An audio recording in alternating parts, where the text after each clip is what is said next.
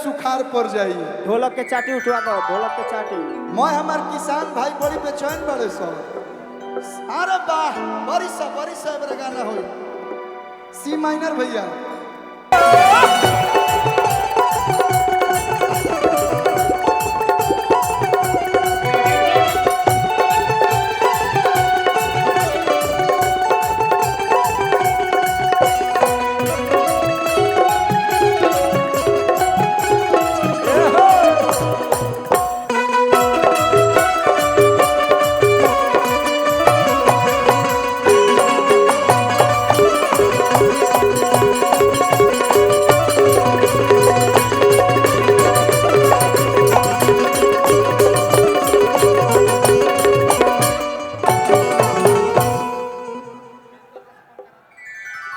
सीधे सीधे अब माइक अरविंद अकेला कल्लू के हाथ में दे दूं कि अब तो मजहब भी कोई ऐसा चलाया जाए जिसमें इंसान को इंसान बनाया जाए, और मेरे दुख दर्द का तुझ पे हो असर कुछ ऐसा कि मैं रहूं भूखा तो तुझसे भी ना खाया जाए।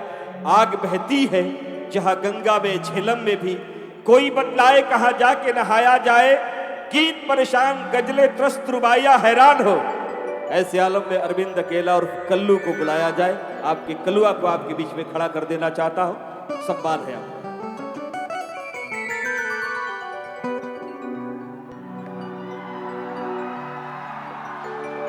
वाह, हेलो हेलो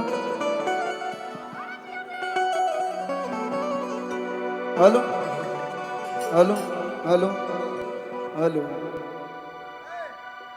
थोड़ा सा मॉनिटर खोलिए भैया। हेलो हेलो, आगे वाले दोनों में थोड़ा सा दे दीजिए। Thank you. प्रेम से बोली बाबा मधेश्वर नाथ की जय। का हाल बा, ठीक बानी लोग?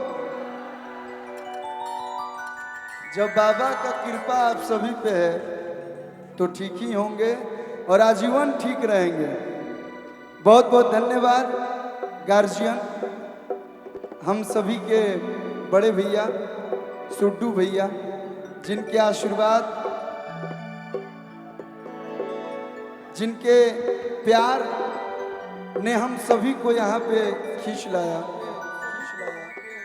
माँ शांति सेवा संस्थान से जुड़े जितने भी हमारे सदस्य लोग हैं, सभी को बहुत बहुत धन्यवाद कि बाबा के भजन गवावे खातिर, बाबा के भजन सुनावे खातिर आप लोग एक कलुआ के बोलौनी आ जितना लोग उपस्थित बा, सब कवरिया भाई लोग के, सब गार्जियन लोग के, सब माई बहन चाची लोग के, सब लोग के जैसे गोड़ छू के गोड़ लगा तो एक बार आशीर्वाद दे दे लोग ताली बजा के। और सुड्डू भैया धन्यवाद के पात्र हमारे विवेक भैया हैं, हम चाहेंगे एक बार आप उनको सम्मान कीजिए।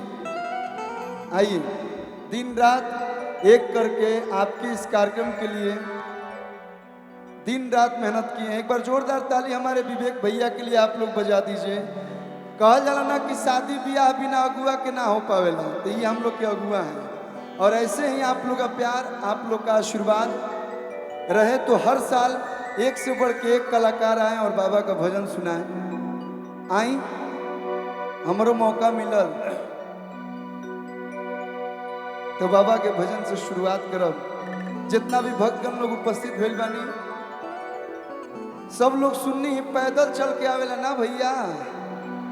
कितना किलोमीटर चल के आते हैं? 60-70 किलोमीटर, 80। वाह भाई, पावर तो है ये ना है, बाबा के भक्ति में पावर है। प्यारा सा गीत बा।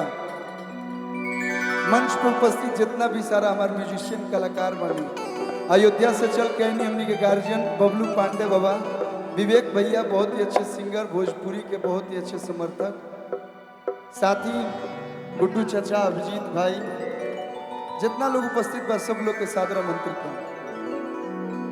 चढ़ते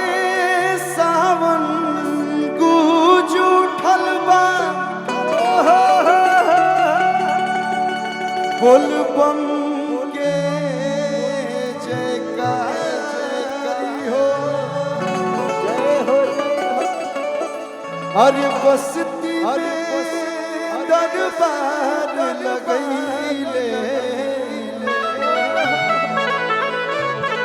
बाबा भदेश्वर भंडारी हो। देखिए क्या मौसम हो गया, बाबू खुश हो गई। तो एक बार चारों तरफ से मेजर में आ जाए, चारों तरफ से एक बार बोल बम के जयकारी लागे के चाहिए भैया। बोल बम, बोल बम। ना ना ना ना ना ना, एजा ले आवाज हेने अयोध्या तक जाए के चाहिए, हेने गोरखपुर, सिद्धार्थ नगर, अम्बेडकर नगर, चारों तरफ कूद जाए के चाहिए कि आपके भाई कलुआ और अनुपमा जी आइल बा लोग भोजपुरी में भजन गावता लोग। बोल बम, बोल बम, बोल कवरिया, बोल बम। ये हुआ ना बात। देखिए गुरु जी के आशीर्वाद मिलल, प्यार मिलल, ये आशीर्वाद तो दो हमेशा साथ रहो। प्यारा सा भजन बा कि जट जूट बरवा लहरे अरे गाना के लहरवा राम जहरवा पियले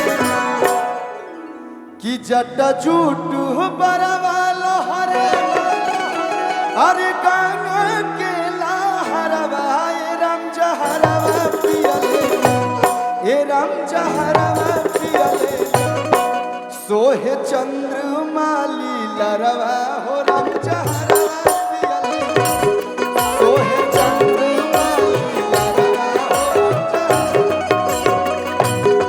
सोहे चंद्रमाली लरवा हो राम जहरवा पियले शोभे चंद्रमाली लरवा राम जहरवा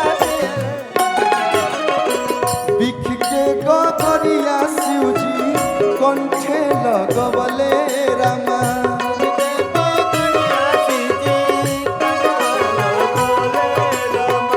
संकट में डाली पूरा दुनिया बचवले रामा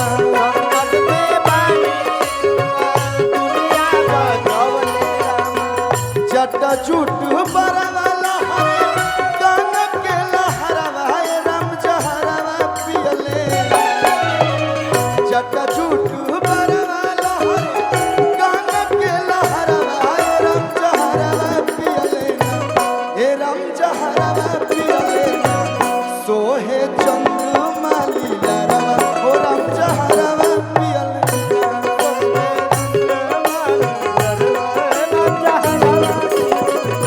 ओ सोहे चंद्रमाली लरवा हो राम जहरवा पियले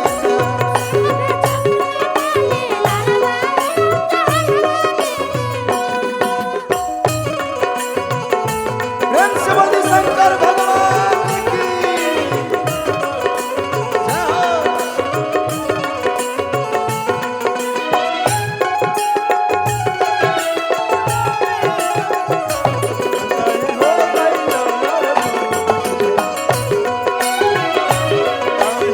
जय हो।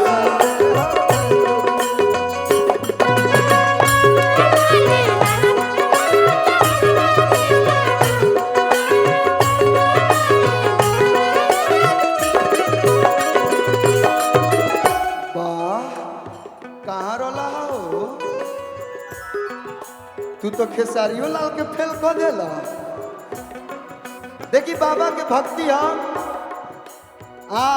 बारिश आओ चाहे तूफान आओ बाबा के भजन तो होकबे करी। बाबा के भजन ना होई, बाबा के भजन बजा के सब हमार भाई ओकरा पर डांसो करिया सका भैया। देखी भोले बाबा इतना दानी हमें कहाला, दानी के दानी महादानी, देव के देव महादेव। वहाँ के बड़ा जल्दी खुश हो जाए ना भक्त लोग पर, तनी मनी दिल से मनाई तो खुश हो जाए।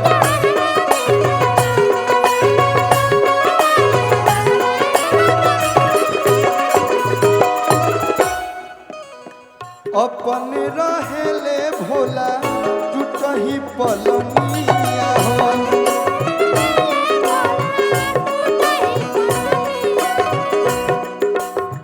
दुनिया जानेला भोला हमें महदनिया हो।